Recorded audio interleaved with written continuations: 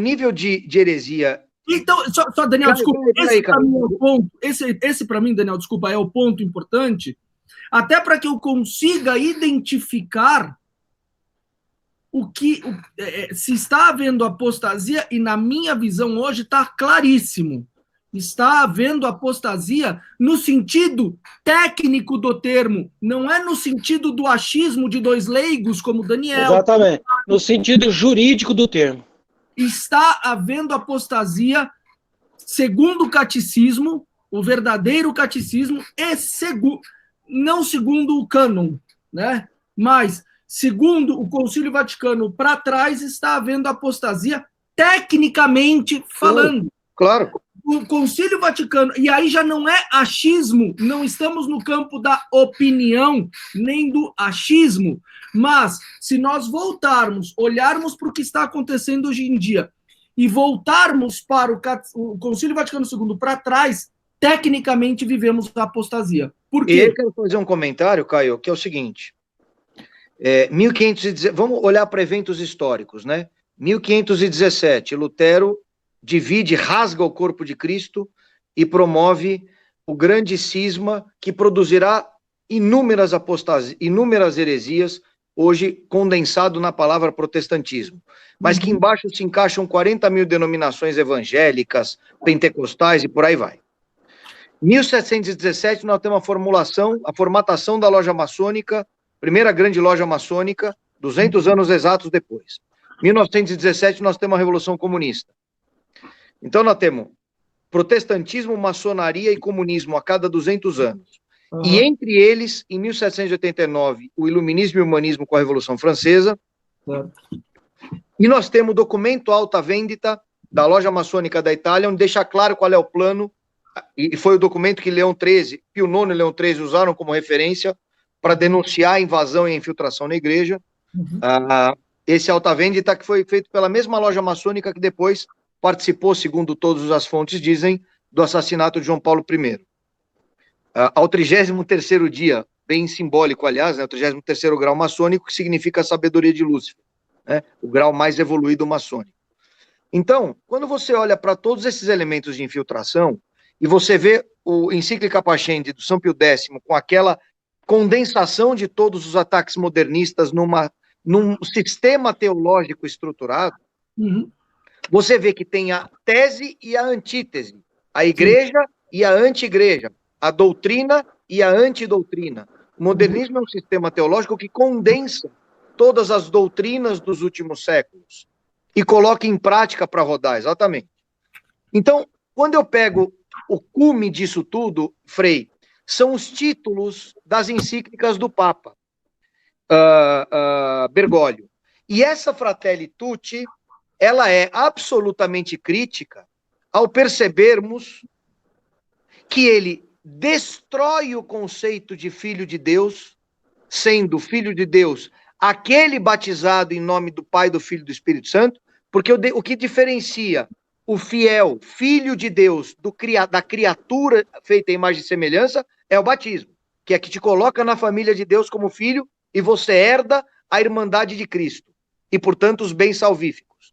Por isso a conversão é obrigatória. Somos todos seres humanos feitos à imagem e semelhança de Deus como criatura, mas filho de Deus é aquele que é batizado.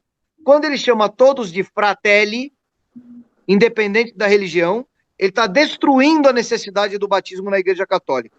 Sim ou não?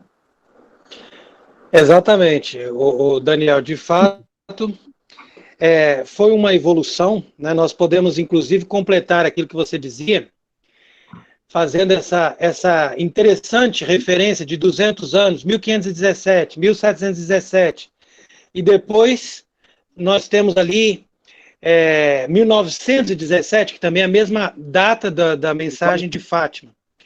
E se você for analisar, 2017 foi uma data bem marcante, porque Francisco introduziu no Vaticano uma imagem de Lutero. Então quer dizer que ele assumiu, por isso que eu estava dizendo que ele não tem mais disfarce para apostasia, não tem mais desculpa para dizer, ó, eu estou fazendo uma coisa aqui, mas não é essa interpretação, não. Ele faz claramente aquilo que é contrário à Igreja Católica. E a partir então de 2017, eu creio que nós entramos numa segunda fase do seu pontificado, que é uma fase que se intensifica, né, o desejo de fazer logo esse serviço sujo, de destruir o que restou ainda da fé católica. Então, aí, né, o caso, esse livro aí mostra bem. Então, de fato, Amoris Laetitia, o primeiro documento desse pontificado, é um documento que vai minar, nós podemos dizer que ele vai relativizar aquilo que restava do ensinamento da igreja, que ainda era mantido pela igreja provisória no tempo de Paulo VI, João Paulo II, Bento XVI, que era a doutrina moral. Em cada encíclica ele destrói objetivamente um sacramento. Eu acabei de pensar. Então pronto, o primeiro Laetitia é para destruir o matrimônio. Não, mas é mais. Amoris Laetitia é para destruir todos os documentos desses papas pós-Vaticano II que ainda falavam alguma coisa da verdade. Isso é heresia. Então ele jogou no lixo Paulo VI com a encíclica Humanae Vitae, jogou no lixo João Paulo II com a Veritatis Splendor, jogou no lixo Bento XVI. Ele acabou tudo isso com Amoris Laetitia. Depois que ele acabou com a igreja provisória, através de Amoris Laetitia, ele vem então e aderiu, né, ao globalismo ecologista com a Laudato Si. Né? E a Laudato Si, então, deu esse passo em direção ao globalismo ecologista, que é esse sonho da humanidade em torno de um ideal, porque a humanidade, para se unir, tem que ter um ideal. E o ideal hoje é a Mãe Terra. A Mãe Terra, o ideal e tal. Então, na lógica do Laudato Si, ele promoveu o Sínodo da Amazônia, que é o sínodo do paganismo por excelência. Panteísmo, né? Uma vez que ele fez isso, então agora ele vai recapitular tudo, fazendo essa Fratelli Tutti, que é uma nova declaração para a liberdade do ser humano de escolher a sua religião, mas não somente dizendo que você tem liberdade de escolher a religião, mas simplesmente aprovando e dando essa impressão falsa, como você bem argumentou, de que todos nós somos irmãos, independente da nossa fé. Né? E isso então, traz o universalismo da salvação, que é uma doutrina absolutamente falsa, uma tremenda heresia, o irenismo, o universalismo da salvação, que no fundo combina com a visão dos flocos de neve caindo no inferno, que são as almas inocentes que Nossa Senhora falou para os 3 pastorinhos. São as almas inocentes no universalismo da salvação que estão caindo aos montes no inferno.